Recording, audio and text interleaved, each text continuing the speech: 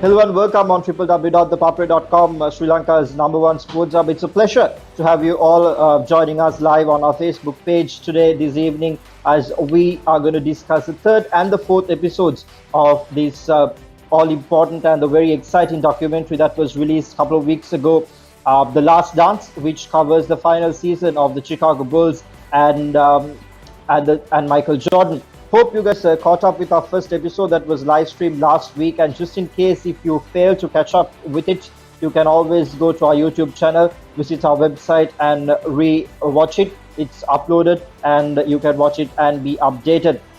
So to continue the discussion today, we have three gentlemen, in fact, joining with us. Usual faces, Mafaz Mohideen and Nawod Vijayvikrama are joining with us this week as well. And the guest for this week is Praneeth Udumalagala, the national basketball player, who will join us to discuss the most, for me, so far, the two episodes, the third and the fourth episodes are the two episodes that discusses a lot of psychological factors. So we will know how those affect in terms of a player, and we can get some very good insights from Praneeth on how it affects for a player. So let's get into the discussion. Let's move on to Mafaz first.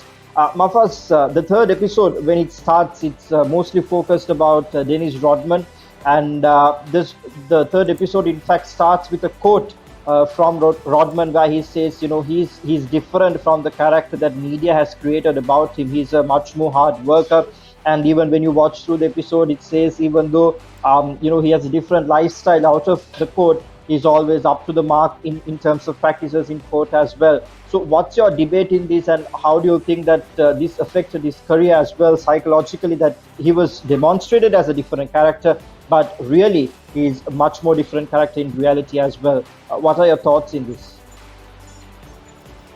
Hi Lelum, hi everyone. Once again, thanks for having me on the show. So I think the third and fourth episodes were really interesting.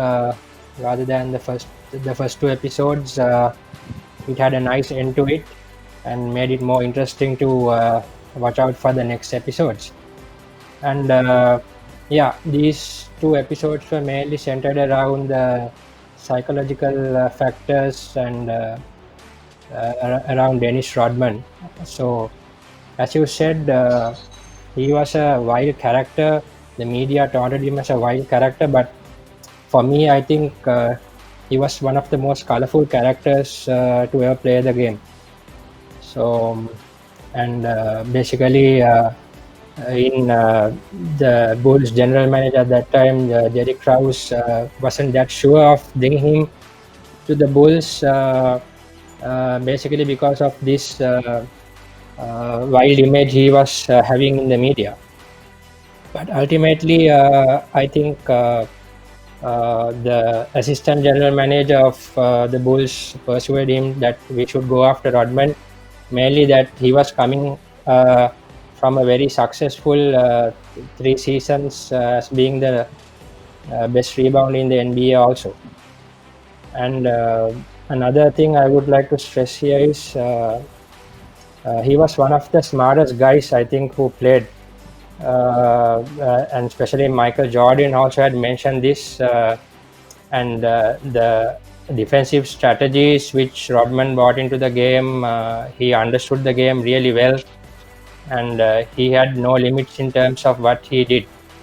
So this is another factor that the Bulls were able to do that second three-peat. I think Dennis was a really big factor in doing that. And another thing I would have to point here is, though once again he was a very wild character, I think the way the coach handled him there, the coach Phil Jackson handled him in terms of that maybe it wasn't fair by the other teammates where he was allowed to leave and party along. But I think Phil Jackson handled him really well. I think he was a very unique character. You wouldn't see characters like that in the modern game, but the way he was handled also was very commendable. Just a follow-up question on that, Mafaz. We know that he was, playing a bit of intimidating basketballs with the Pistons, and when he was traded for Bulls, he was playing for St. Antonio Spurs. I'll just put you in a spot and ask if you were Jerry Crows, will you hire or will you rather trade Dennis Rodman? Because yes, he came from a brilliant background of being the best rebounder and a really good defensive player, but his style of play was not really what the NBA had as an image of an NBA player. Would that have led you, if you were the GM, to not trade him or to trade him? Yeah, it's actually a bit of a tricky question, but if because with my experience with administration, even the little bit of experience with administration, I would definitely trade for Dennis Rodman. I have seen characters in real life where uh, maybe their work ethic is not similar to the others, or maybe they are not in the professional sportsman kind of attitude. But when it comes to the actual games and the practices, some of these players, they put their heart out and they ensure that they do their practice as well, and they are prepared for the games. So in my view, I would have definitely traded for Rodman simply because he was a killer rebounder, and Michael Jordan needed him in that team going in for the second three-peat. All right, let's move on to Praneeth. Praneeth has played basketball in the United States as well to the NAIA, so he has hands-on experience on how the entire college, university basketball happens there, how competitive it is. But this question is from a point of view of a player, Praneeth. Now, in the third episode, Dennis Rodman, he goes on to say a lot about how he practices his defensive strategies, how he practices his rebounds. I mean, there is no talk about that. That is probably the best way to do it, and that is so brilliant. From a player's point of view, we don't see many people practicing defense in that manner. Many people would focus on the offense, on how to go and put out the layup or to take the three-pointer. But this guy is excelling himself in defense. What is your debate in that particular factor?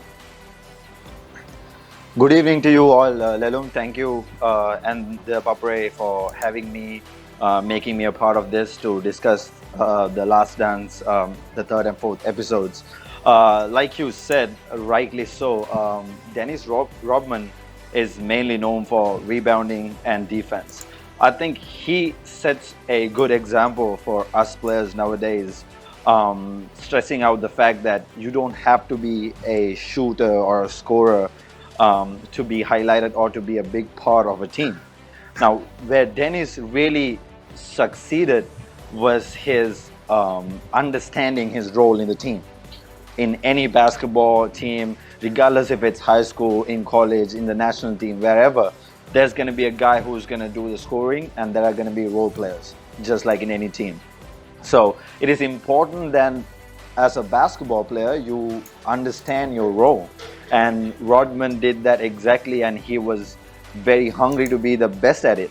As we see the documentary, you can see how obsessed he is in becoming the best rebounder and the defensive player. He spends hours on studying game tape.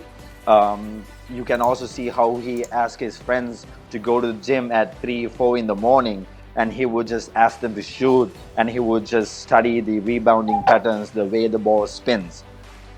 He would know individually on each player. For an example, like Larry Bird, when he shoots, the ball spins.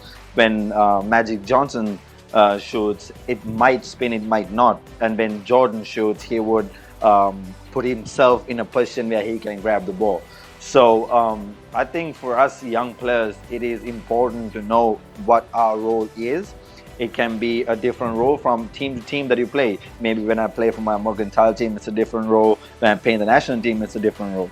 So to understand my role, paying attention to the details of getting better in that role is the best example, and is what is a big takeaway for us players from this documentary, and also from Dennis Rodman.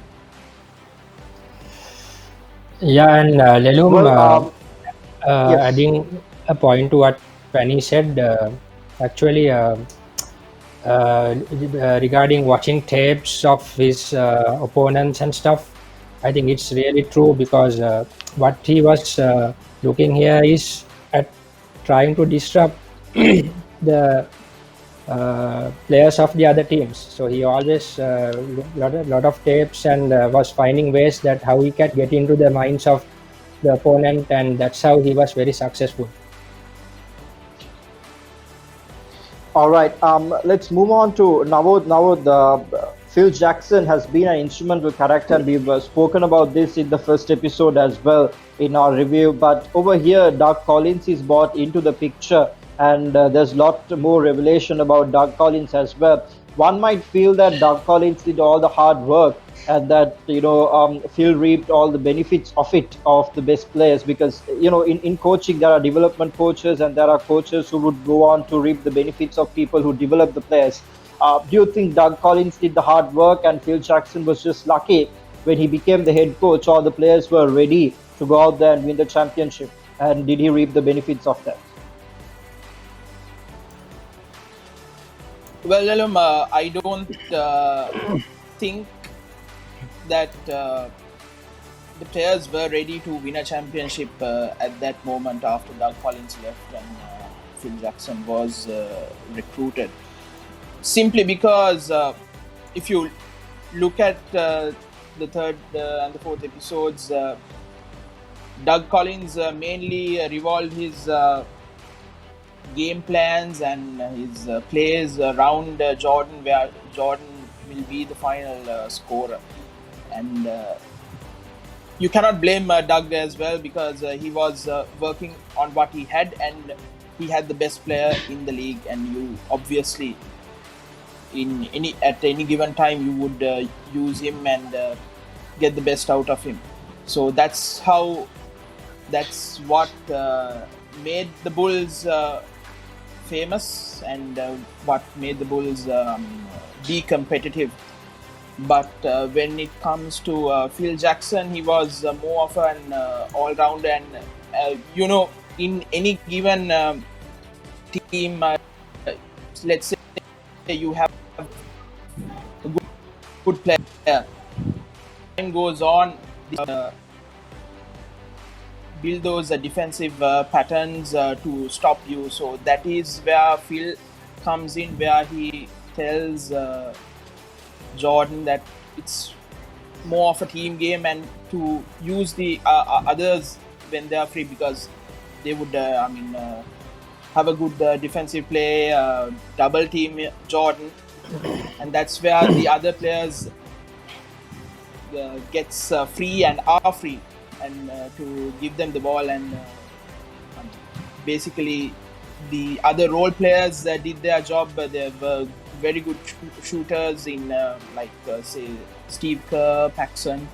So all those guys were really good shooters, and that helped Jordan as well as the Bulls to get more mature in terms of winning a championship. During Doug's time, they were competitive, but to win a championship, it really showed that you need to be more togetherness in a team. Just a follow-up question on that now. The Tex Winter, Doug Collins didn't really use his services. Jerry goes on to say that it's the best offensive basketball mind that he would have ever known in the field. You said Doug used Jordan because, of course, Jordan was the best player and he didn't have a choice. But do you think if Phil worked with Winter more in comparison to Doug, but given that if Doug had worked with Winter more, would he also have achieved what Phil had achieved during his time? Do you think that was one factor that clearly separated the two coaches?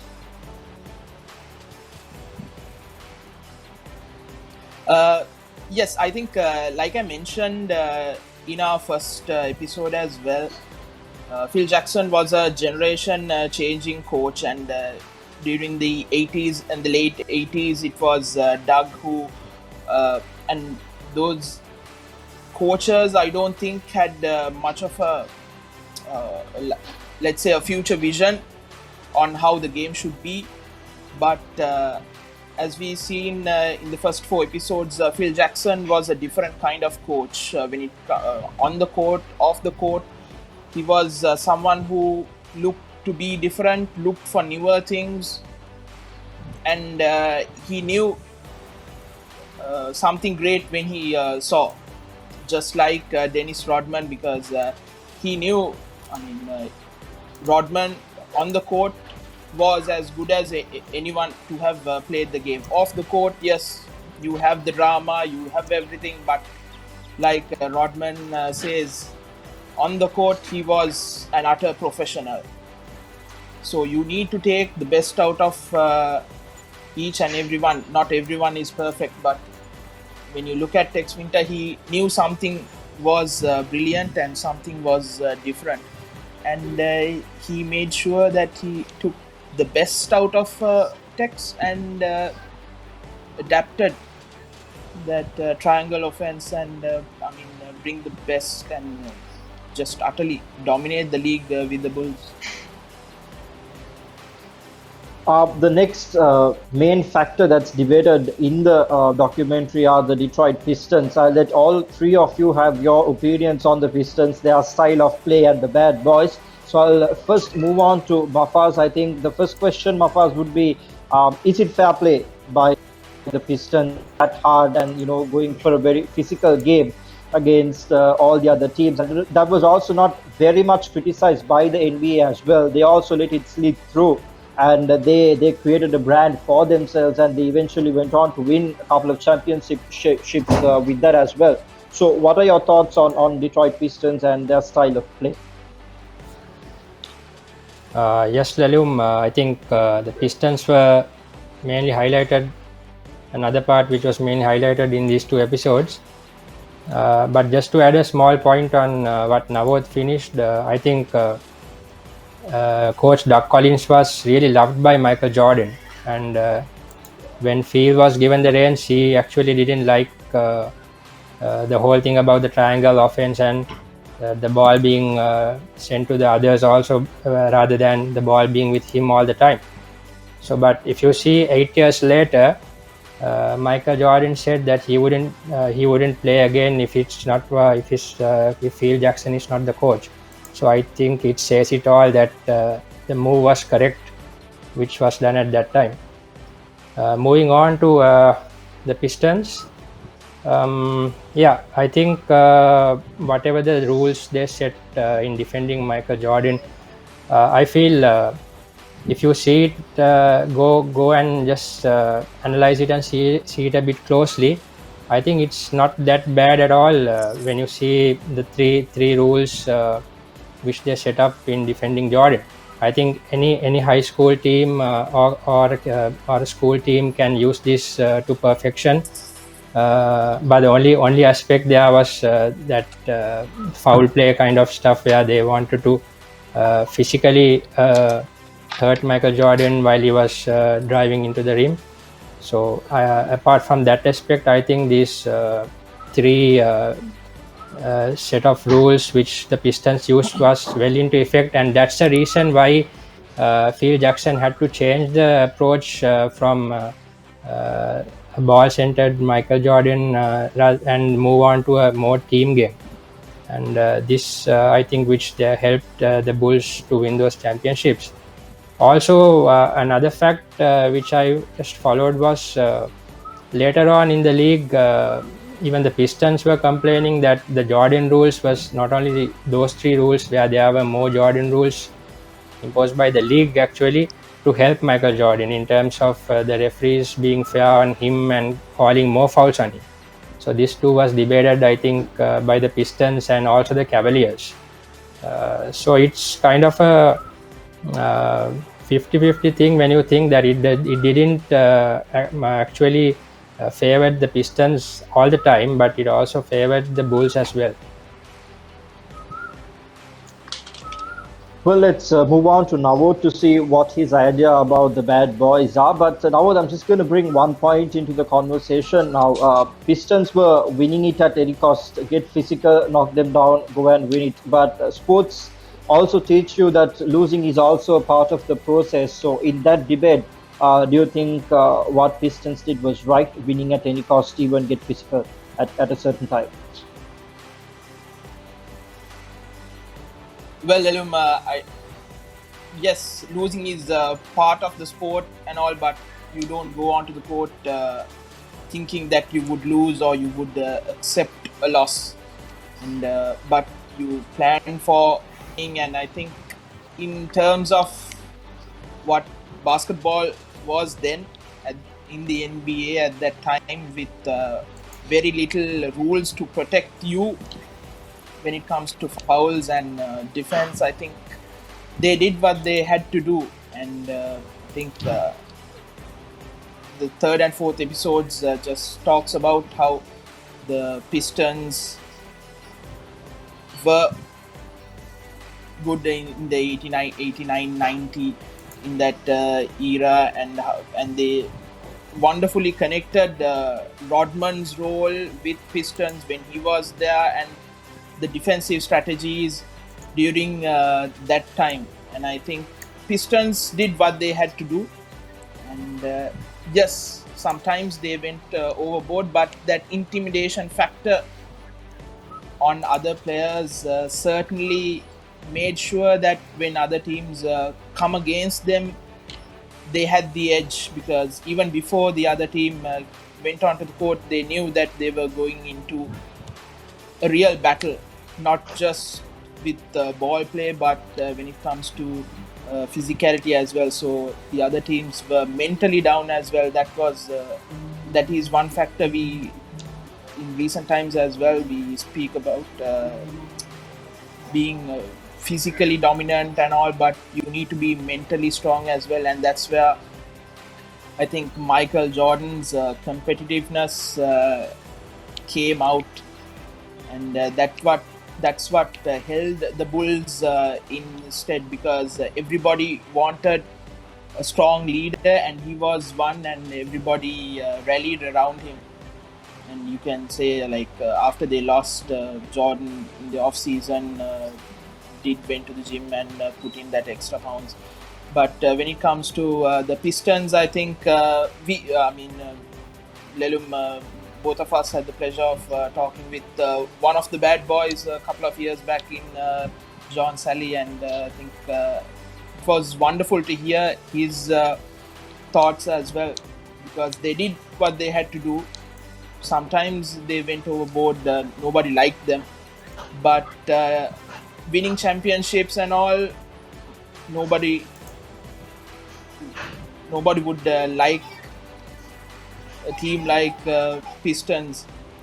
But it doesn't matter as long as you win a championship, right? Indeed, now just as now reminded, we had the pleasure of talking to John Sally when he was down in Sri Lanka. He was brought down by the Carlton Basketball Club a couple of years ago. We'll send the link around. We have an exclusive interview of John Sally with us as well that is uploaded on our YouTube channel, so you can go and visit that as well. And before we move on to Pranita, I'll quickly remind you, if you missed out the first episode, you can watch that on our YouTube channel as well. So do subscribe and be updated with everything that's going to happen. Moving on to Praneet, from a player point of view, that hard physical game, you played in the United States as well, so you know that it's a bit more physical than what we play here in Asia. It's very different. But if it was you, would you have been okay with that physical game, and would you have responded in a similar way to your opponents as well? Lelum, I think I can really relate to this, especially playing basketball in Sri Lanka, and then when I had the opportunity to play ball in Texas, that's the first thing that I realized, how physical they are. I remember, getting hit off screens, and I'll be just on the ground, realizing what's just happened. They just play that physical.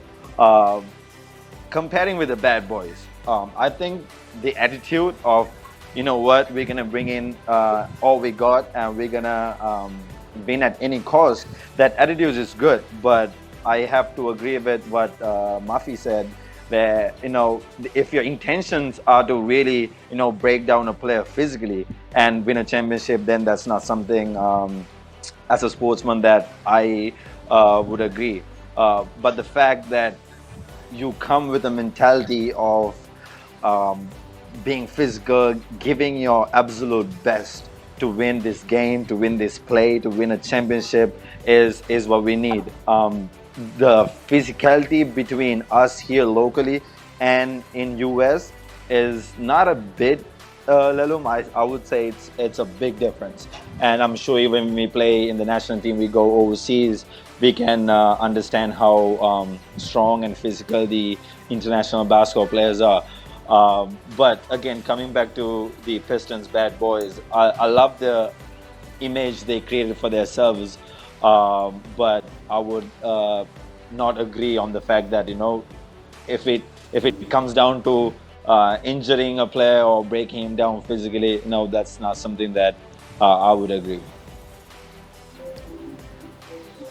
Well, so the idea is them playing intimidating basketball is okay. Well, we invite you to also comment your thoughts and let us know. The question is up for debate. We'll move on to our final segment of the show. The favorite quotes from the third and the fourth episodes. The quotes this time are a bit long because we selected 3 quotes where we can discuss 3 aspects that the documentary spans out. So we had to be very specific in choosing the quotes. You can see the quotes on the screen as we speak. I'm not going to read them out because it's quite long and it will take some time. So I'll first move on to Mafaz with the first quote. It's from Michael. It's rather from Jerry Krause. It's there at the final scene of the 4th episode when the Chicago Bulls are touring the team that they beat to win the 5th championship, the Utah Jazz. Jerry goes and gives a comment to the media saying, "We would love to have Michael Jordan back, but if Michael is going to if Michael is going to play for someone else, he will have to play for someone else because it's not going to be Phil."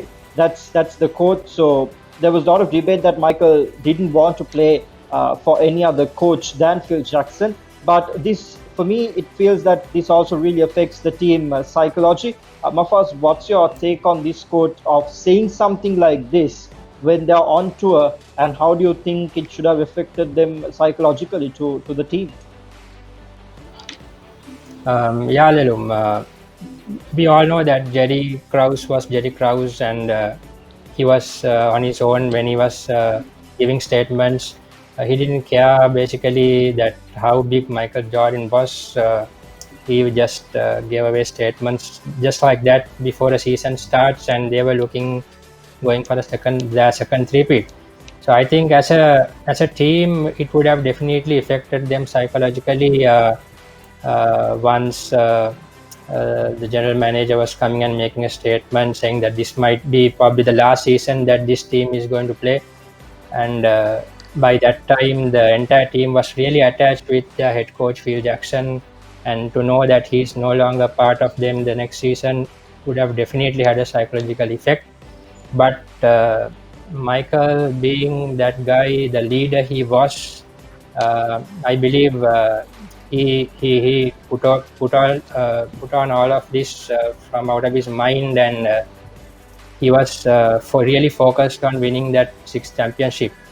And another factor was losing Scottie Pippen during the start of the season, and he had to rally the team around to ensure that they make the playoffs because they didn't have a good start.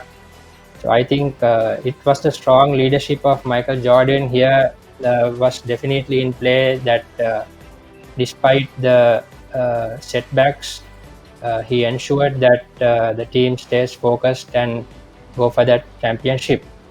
And another thing is, I believe that the way Michael worked as a professional athlete, the sacrifices he made in order to win, he also expected the same level of sacrifices by all of his teammates. I think this is one really good factor that all our young players could take in because no one player sacrificing and going all out to win a championship will never get the final results for you. The same should apply to all the team players, and I think Michael was very successful in inculcating this culture to his teammates, and that's one main reason. Even though with such a psychological effect, they were able to win that sixth championship. Well, moving on to the second quote that we selected, this is from Magic Johnson, and I would like Praneeth to comment on it. This Magic Johnson says this when Chicago Bulls goes on to beat them and win their first NBA title. He says it's a beautiful feeling. If you're going to lose, you lose to them, and I'm going to lose to Michael. That says a lot about the sportsmanship that is demonstrated in this entire league, and coming from a player who's great as Magic Johnson at a time when Michael Jordan was not regarded in the same caliber, because that was his first championship as well. And there's a lot of debate about sportsmanship because in the same league, when Chicago Bulls go on to beat the Pistons in the Eastern Conference Final after losing them for 2 years, they go off the court even without shaking their hands and giving complimentaries. So, Praneeth, what's your take on this as a national basketball player? How important sportsmanship is, and how important do you think this quote from Magic Johnson, where it really says a lot about the sportsmanship in the game? Yeah, Lalum, I think you were right. Until up to this point, Magic Johnson and Larry Bird was in a different, I would say, bracket, and everybody regarded Michael Jordan not to be in that bracket yet. I think it was Michael Jordan's first, if I'm right, finals appearance, and Magic Johnson's last finals in the NBA, where MJ and the Bulls go for a 4-1 victory over Lakers to win MJ's first NBA championship. I think when MJ said this, I think that was the point where he realized, okay, we have a new member in our bracket. In Magic Johnson, Larry Bird bracket, the newest member is Michael Jordan, and I think he even realized that he is going to go overboard. He's going to pass all of us and going to be a bracket of his own. And I think it's very good sportsmanship from Magic to say that, and he sincerely embraced MJ and where he has come in his career. On the contrary, about sportsmanship, like you said, in the Eastern Conference Finals, the bad boys walk out without shaking hands, and that was a huge controversy where, even to date, MJ is not happy about it. And I think I would agree with MJ. When we are in between the lines, Lalum, we go all out. Just any basketball player, we put our hearts and minds and souls in to win a game, to win a championship, and sometimes we come short. Just because we lose or we come short of our goal doesn't mean we can make it personal. I think regardless if you win or lose, it's very important you go and pay that due respect to the opponent of what they've achieved. Michael Jordan, in fact, up to that point, he never fails to congratulate and shake hands in the opponent team every time they beat him. And MJ just expected the same respect when it was his time. And IT and the bad boys was just not, probably the word was not big enough, to give that respect. And I think it's bad. End of the day, once the last whistle blows, we laid all of it out there, and it's time to congratulate the winner for the achievement they got.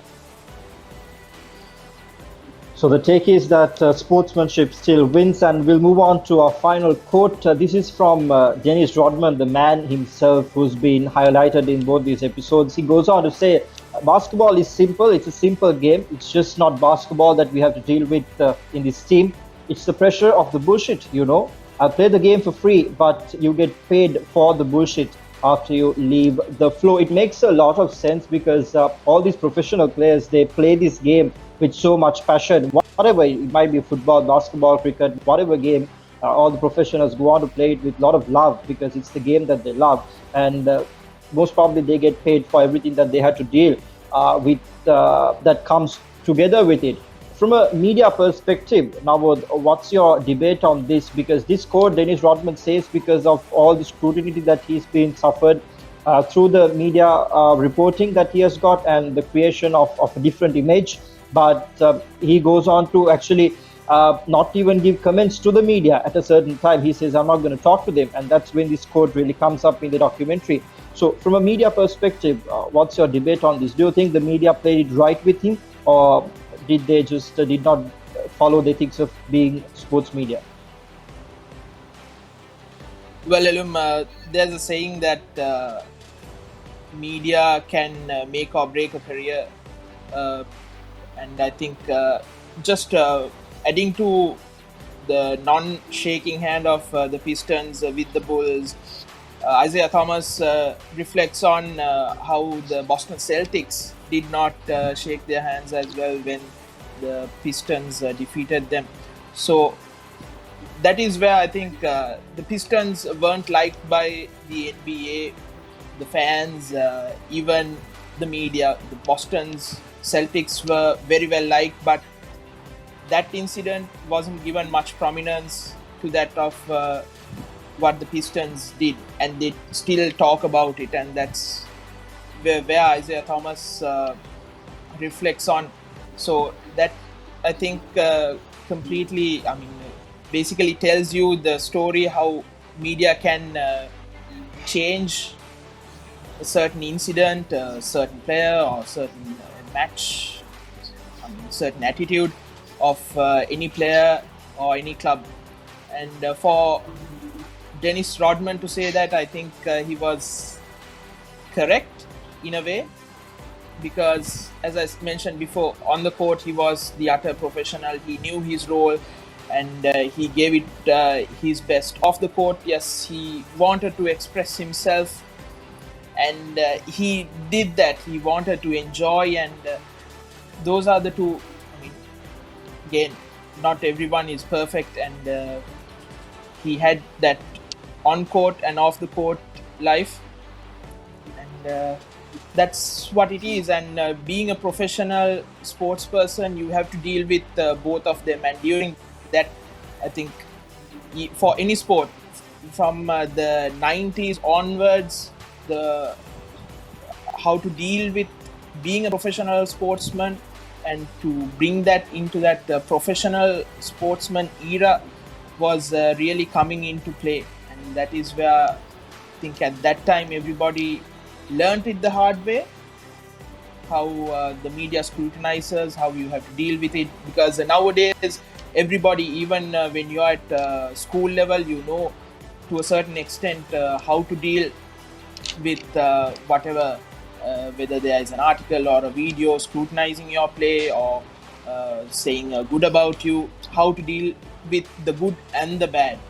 And I think during that time everybody was kind of still learning how to deal with that aspect as well. And the third and fourth episodes again, talks about more of that, mainly the off-court rather than the on-court situations. Indeed. Now, another great example for how media breaks or makes a career, of course, out of sports, is the story of Princess Diana. There's a documentary on Netflix. If you guys want to watch it, I leave it as food for thought. That documentary really discusses on what the media played as a role in the life of Princess Diana. And if you guys do watch it, you will understand how much of a controversial factor that is. So that's food for thought. Do think about it and watch it and be updated. And thank you very much, gentlemen, for joining with us today. Mafaz Muhyiddin, Praneeth Udumalagala, and Nawad Vijay Vikrama to discuss the third and the fourth episode of The Last Dance. And we would like to remind you that just in case if you missed the live stream today, you can always catch it again on our YouTube channel. The first episode is already uploaded on our YouTube channel. You can even visit our website and watch it. So do subscribe to our YouTube channel and make sure that you be updated with all the news that's happening around the globe in terms of sports. So we'll meet you next time. Same place, same time on next Sunday, 7:30 p.m. on the dot to discuss the fifth and the sixth episode of The Last Dance. And until that, take care of yourselves and stay safe. And we will see you once again. Until that, keep trying the passion together with ThePapare.com. Thank you. Subscribe to our YouTube channel for more videos like this. And don't forget to hit the bell icon for our latest content.